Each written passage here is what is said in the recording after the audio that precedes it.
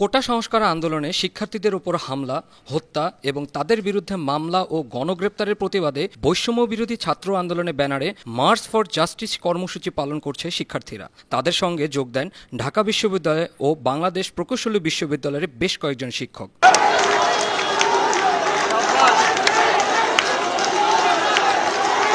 বুধবার দুপুর 1:15টার দিকে ঢাকা বিশ্ববিদ্যালয় সহ অন্যান্য বিশ্ববিদ্যালয়ের শিক্ষার্থীদের সঙ্গে ঢাকা বিশ্ববিদ্যালয়ের শিক্ষকরা একত্রিত হয়ে মিছিল সহকারে হাইকোর্টের দিকে যাত্রা করেন।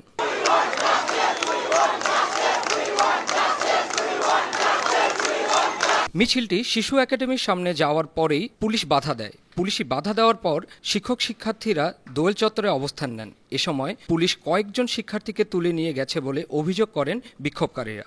আমাদের হাতে কোনো অস্ত্র ছিল না, তাহলে পুলিশ কেন গ্রেফতার করলো? পূর্বেও তারা গ্রেফতার করেছে এবং আমরা আমাদের আন্দোলনকে থামিয়ে নেই নাই। যারা সমন্বয়ক ছিল তাদেরকে জিম্মি করে, তাদেরকে ভয় দেখিয়ে আটক করে তারা আন্দোলনকে প্রত্যাহার করার দাবি জানিয়েছে, কিন্তু আমরা আন্দোলন এখনো প্রত্যাহার করি নাই এবং সেই দাবি নিয়েই যাদেরকে গ্রেফতার করা হয়েছে তাদেরকে মুক্ত করার জন্য আমরা এখানে আজকে দাঁড়িয়েছি। কিন্তু তারপরে পুলিশ আমাদেরকে শান্তিপূর্ণভাবে আন্দোলন করতে দিচ্ছে না। We want justice.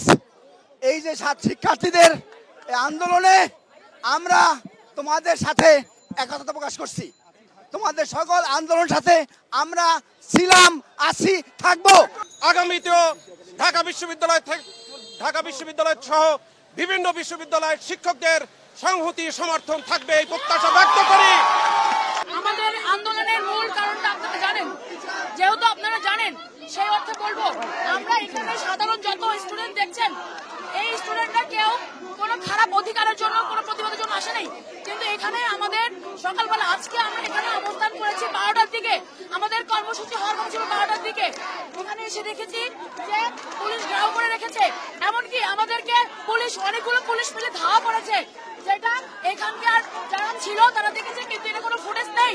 তারা ধাওয়া করেছে এবং তারা যাদেরকে পেরেছে, যেসব স্টুডেন্টদেরকে পেরেছে, তারা তাদের ভিতরে আটকে রেখেছে, তাদেরকে গ্রেফতার করেছে। কোন অধিকারে? এই রাষ্ট্র কি এই অধিকার দিয়েছে?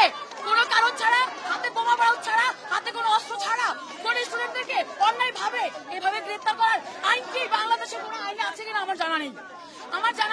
বাংলাদেশের গণপ্রজাতন্ত্রী বাংলাদেশ আজকে কোথায় যে দাঁড়িয়েছে?